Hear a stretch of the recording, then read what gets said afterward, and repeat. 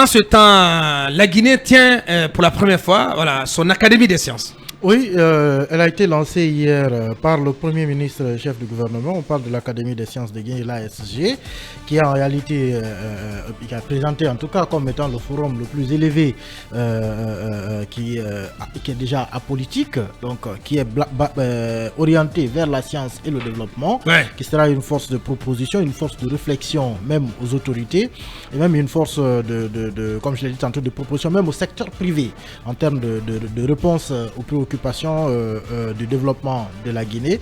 C'est un rêve qui devient réalité parce que ça a commencé quand même depuis assez longtemps, en 2017, quand la Guinée a participé d'abord à la réunion des académies nationales des sciences de la CEDEAO.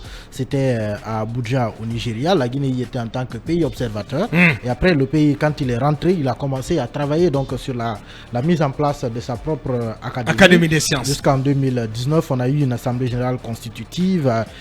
Il y a eu des consultations sous-régionales, des contacts et échanges, beaucoup d'activités ont été réalisées. Et après, on en est arrivé finalement à la mise en place donc de l'académie en tant que telle. Et aujourd'hui, on va dire c'est un aboutissement parce que c'est un peu le forum qui est offert à l'ensemble des intellectuels guinéens. Il y a même certains qui sont cités. On parle notamment du professeur Bailo Teluel Diallo, le professeur Alpha Amadou Banoubari, le docteur Binko Madi Touré, le professeur Mamadou Aliou Baldé, docteur Makale Traoré, docteur Hadja Saran Daraba. Donc des sommités intellectuelles qui vont se retrouver. Là, ce n'est qu'un échantillon de noms que j'ai donné parce que à terme, en réalité, l'académie est censée être composée d'une centaine de sommités intellectuelles qui vont travailler dans plusieurs secteurs. Et il y en a au total 5. Ils seront répartis au total dans 5, ce qu'on appelle les 5 collèges. Le premier, c'est le collège des sciences et techniques. Le deuxième, c'est le collège des sciences naturelles et agronomiques. Il y a également le collège des sciences de la santé, le collège des sciences humaines et sociales, des arts et culture, mais aussi des lettres et de la communication. Et enfin, il y a le collège des sciences juridiques, politiques et économiques. Donc, chaque intellectuel sera logé dans un de ces 5 collèges. L'idée, comme je l'ai dit tantôt, de réfléchir, pour proposer donc du savoir, non seulement scientifique, mais aussi social, pouvoir assister même l'État et le secteur privé. Pour te compléter, Manu, il faut rappeler que cette académie, elle a été créée suivant donc une loi qui a été votée par l'Assemblée nationale en 2019 et puis promulguée par décret en 2020, donc décret du président Alpha Condé, et qui a pour but essentiellement d'apporter son expertise à l'État guinéen et aux institutions publiques et privées dans la conception et la mise en œuvre de la politique nationale de recherche scientifique et de l'innovation, contribuer à promouvoir une recherche scientifique de qualité, promouvoir une culture scientifique, littéraire et artistique, veiller à la qualité de l'enseignement des sciences, des lettres, des arts et de la culture, etc., etc.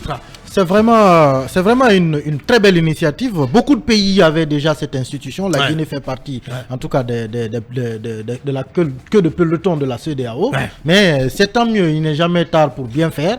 Et voilà, c'est vraiment une institution qui va permettre à l'État de pouvoir coopter de la connaissance, au secteur privé d'avoir aussi de la connaissance. Donc c'est une institution étatique.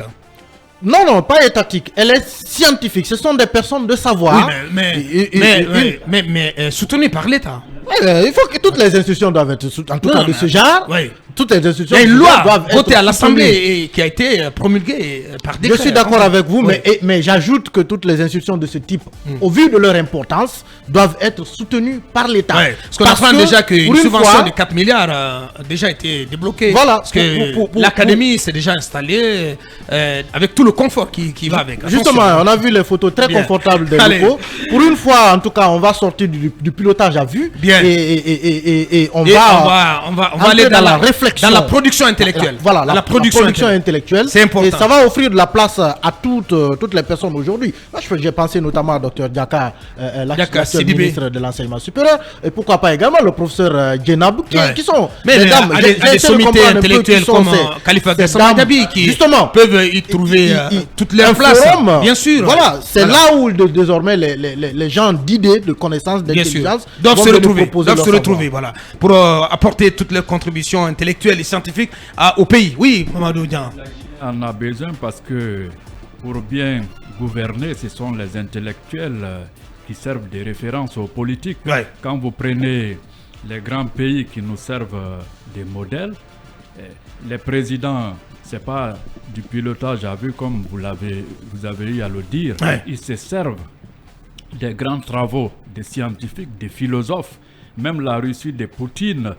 Poutine a un idéologue qu'on appelle Alexandre Dugin, dont la fille avait été tuée dans un attentat il y a 2 à 3 ans. Ouais. Donc ce sont eux qui produisent.